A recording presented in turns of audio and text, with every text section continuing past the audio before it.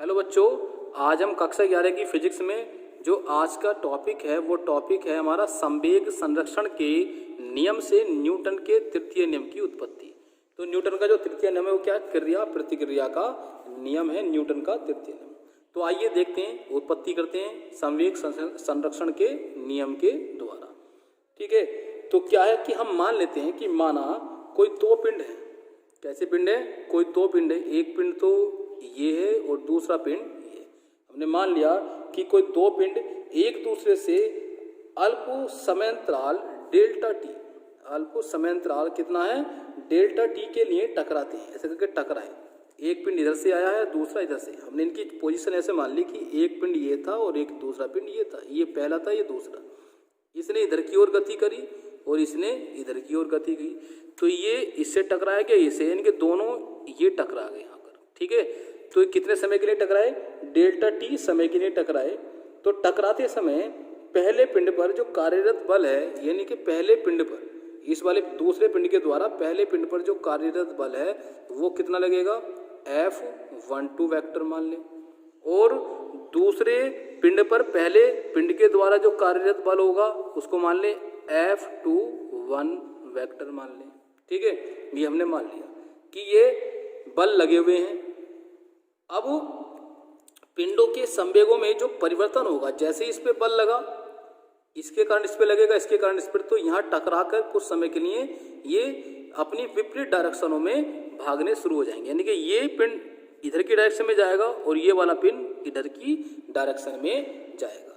तो इनके संवेगों में जो परिवर्तन है, संवेगों में परिवर्तन हम मान लेते हैं, संवेगों में परिवर्तन मान लें। ठीक है, कितना मान लें परिवर्तन? कितना है? डेल्टा P1 वेक्टर व डेल्टा P2 वेक्टर है। ये संवेग में परिवर्तन हो गया इनके। हम न्यूटन के सेकंड लॉ के अनुसार बात करते हैं, न्यूटन के सेकंड लॉ। ठीक है, नहीं, किससे बात करेंगे हम? न्यूटन के सेकंड लॉ के अनुसार, यानी कि न्यूटन का हमने सेकंड लॉ देख लिया। ठीक है, कौन सा लॉ है ये? Second law. अब न्यूटन का सेकंड लॉ क्या कहता है? F इजिकल टू होता है, न्यूटन का second law F is equal to होता है delta P upon delta T।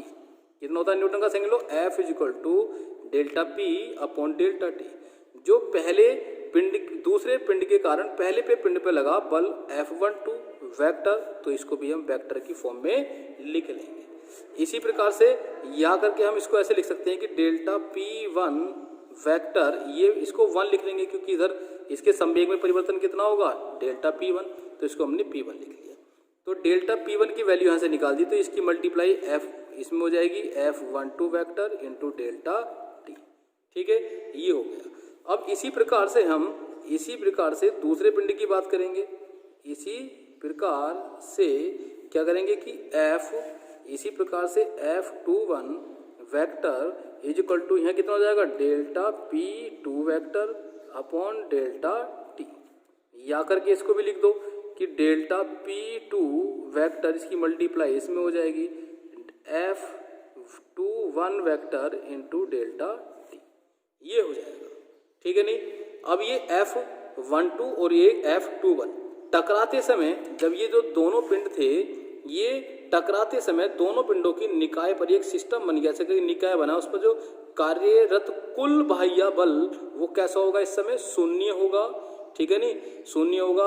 अतः संवेग संरक्षण के नियम के अनुसार पिंडों के निकाय का जो संवेग है वो संरक्षित रहेगा, उसमें कोई परिवर्तन नहीं होगा। तो जब इनके संवेग में कोई परिवर्तन नहीं होगा तो delta P1 vector plus delta P2 vector, इन दोनों का जो योग होगा वो कितना होगा? 0 हो जाएगा। तो इन दोनों की वैल्यू यहाँ से उठा कर रख दो, यहाँ से और यहाँ से। हमने उठा कर रखी, यहाँ कितनी है?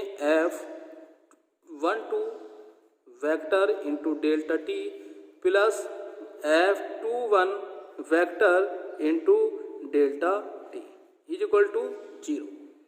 अब हमने क्या किया? एक मान को दूसरी तरफ ले गए, तो F12 vector into delta T is equal to, ये दूसरा प्लस का जब दूसरी तरफ जाएगा तो माइनस को हो जाएगा, ये हो जाएगा F21 vector into delta T। Delta T से डेल्टा T क्या हो जाएगा? कैंसिल हो जाएगा। तो यहाँ पर बचेगा F12 vector is equal to minus के F21 वेक्टर, ये बचेगा यहाँ पर, ठीक है नहीं। ये बचा, कितना बचा, F12 is equal to minus के F21, जो दोनों बलों के कारण, देखिए पहले पिंड के कारण दूसरे पिंड पर बल लगा ये होगा, और दूसरे पहले पिंड के कारण दूसरे पर लगा वो बल ये होगा, तो दोनों बल कैसे हैं आपस में, बराबर है, लेकिन विपरीत दिशा में।